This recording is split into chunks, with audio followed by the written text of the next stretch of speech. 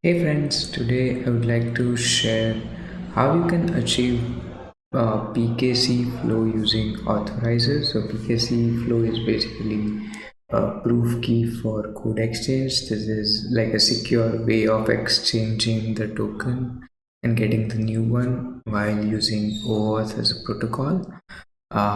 Really helpful when you are using a platform like React Native for your application. So let's go ahead and quickly see how you can debug this. So there are a few endpoints which help you achieve this. So there is an authorized endpoint which supports PKC flow,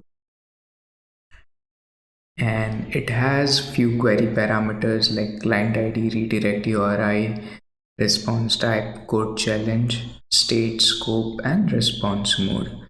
So just to debug this, I am using OAuth2 and let's specify our authorized URI. So that will be our authorizer instance, which I have deployed on Railway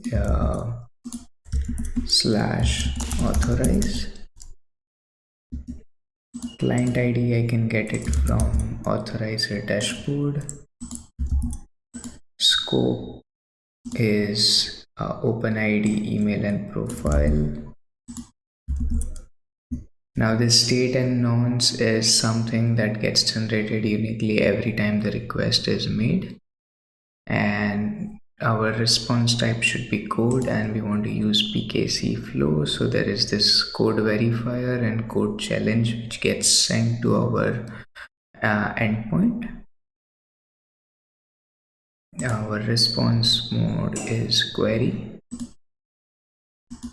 and our token URI for PKC flow is OAuth slash tokens. So I'll set that as well.